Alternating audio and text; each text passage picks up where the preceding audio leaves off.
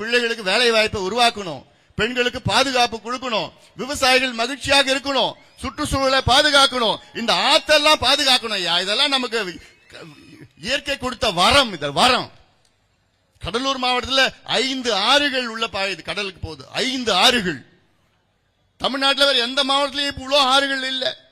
ஆறு சுத்தினா படுகை இருக்குது. ஆனா இன்னைக்கு எவ்வளவு மோசம்னா வெள்ளார், இதுல பூவனகிரியில வெள்ளார் போகுது. அங்க வெள்ளாறுல என்னன்னா கோடை காலத்துல கடல் நீர் உள்ள வருது. ஏன் கொள்ளிடத்துல வருது? நாளைக்கு போறாங்க அலக்குடி போறேன், நாங்க போய் பார்க்க. அலக்குடியில ஒரு தடுப்பணை கட்டணும்னு நான் சொன்னேன். ஆனா அதை பத்தி கவலையே இல்ல ஆட்சியாளர். ஒரு போராட்டமும் நடத்தினேன். ஏன் நான் சொல்றேன்னா கடல் நீர் வெள்ளாறுலயும் கொள்ளிடம் ஆத்துலயும் கோடை காலத்துல உள்ள வருது. எவ்வளவு உள்ளனா 20 கிலோமீட்டர் 25 கிலோமீட்டர் உள்ள வருது. உள்ள வந்ததுன்னா என்ன ஆகும்? அந்த தண்ணி உப்பு தண்ணியா மாறுது. உப்பு தண்ணியா மாறுதுன்னா விவசாயம் பண்ண முடியாது, குடிக்க கூட முடியாது தண்ணிய. இது எவ்வளவு பெரிய ஒரு அயோக்கியத்தனம் தெரியுமா? இது இன்னைக்கு இந்த தீர்வு எப்ப தெரியுமா கொண்டு வந்திருக்கணும்? 50, 60, 70 ஆண்டுகளுக்கு முன்பு இதுக்கு தீர்வு கொண்டு வந்திருக்கணும். என்ன தீர்வு தெரியுமா இதுக்கு? இந்த ஆத்தினுடைய முகத்துவாரத்துல ஒரு சின்ன தடுப்பணை கட்டியிருக்கணும். தடுப்பணை கட்டினா கடல் நீர் அங்கிருந்து உள்ள வராதா? சின்ன பெரிய தடுப்பணை கூட கட்டலாம். அந்த கடல் நீர் கோடை காலத்துல இந்த பக்கம் வராது. மழை காலத்துல தண்ணி இங்கிருந்து தண்ணி தான் அந்த பக்கம் போகணும். அங்க இருக்க தண்ணி உள்ள வரக்கூடாது. இது சாதாரண திட்டமையா? இதை கூட இவ்வளோ காலமா செய்ய முடியாத துப்பு இல்லாத இந்த திமுக. துப்பு கிடையாது இது கூட. ஏன்னா அவங்களுக்கு இது தெரியாது, என்னன்னு தெரியாது. ஆனா எனக்கு தெரியுது. ஏன்னா நம்ம எல்லாம் விவசாயிகள், பாட்டாளிகள், உழைப்பாளிகள். இங்க இருக்கின்ற மக்கள் எல்லாம் புரிந்து கொள்ள வேண்டும். இதெல்லாம் நம்ம காப்பாற்றணும், இந்த ஆத்த காப்பாற்றணும். ஆனா என்ன பண்ணானுங்க இவங்க? ஆத்துல தடுப்பணை ஏன் தெரியுமா கட்ட மாட்டானுங்க? மணலை கொள்ளடிக்க முடியாது. தடுப்பணை கட்டினா மணலை கொள்ளடிக்க முடியாது. கொள்ளிடம் ஆறு இருக்கு.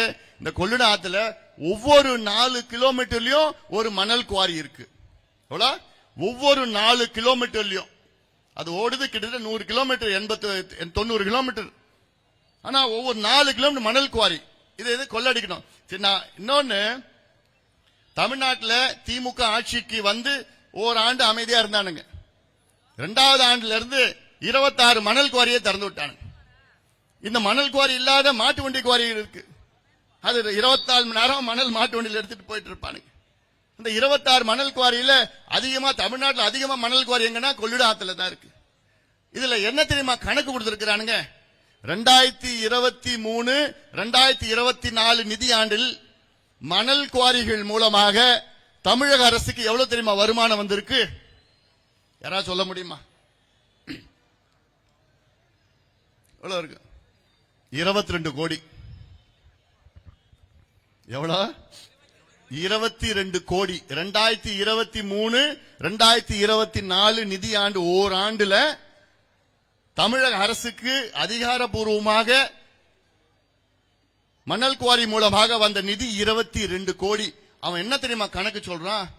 அந்த ஒரு வருஷம் முழுவதும் 9500 யூனிட் மண்ணதான் மணல் குவாரி மூலமாக வித்திருக்கிறாங்க. எவ்வளவு? ஒரு வருஷம் முழுவதும் 9500 யூனிட்.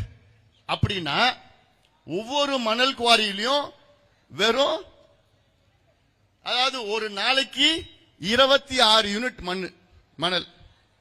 26 குவாரியில் எவ்வளவுனா ஒரு நாளைக்கு 26 யூனிட். ஒரு லாரி 3 யூனிட் மண் எடுத்துட்டு போகும்.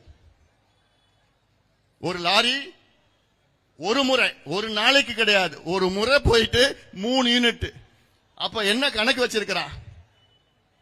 எத்தனை யூனிட், எத்தனை லாரி ஒரு நாளைக்கு எடுத்துட்டு போறது? இல்ல, 26 யூனிட் தான் ஒரு குவாரியில் ஒரு நாளைக்கு கணக்கு. அதாவது கிட்டத்தட்ட ஒரு 9 லாரி. தமிழ்நாடு அரசு கணக்கின் படி எவ்வளவுனா ஒரு நாளைக்கு ஒரு குவாரியிலிருந்து 9 லாரி மட்டும்தான் மணல் ஏத்திட்டு போறதுன்னு அவன் கணக்கு. உண்மையாது? படுபாவிங்களா? கிலோமீட்டர் கணக்குல நிக்குதுயா ஒரு குவாரியிலையும். 5 கிலோமீட்டர்ல நிக்குது. ராத்திரி பகலாம் எடுத்துட்டு இருக்கிறான். இவனுக்கு அந்த 22 கோடி, தமிழ்நாட்டில் 26 குவாரியில 22 கோடி ஒரே குவாரியில ஒரே வாரத்தில் எடுக்கிற காசு. அப்போ எவ்வளவு மோசடி தமிழ்நாடு மக்கள் உங்களுக்கு பண்ணிட்டு இருக்கிறான். அதுல இன்னும் மோசடி என்ன, தடுப்பணை கட்ட மாட்டான். தடுப்பணை கட்டினா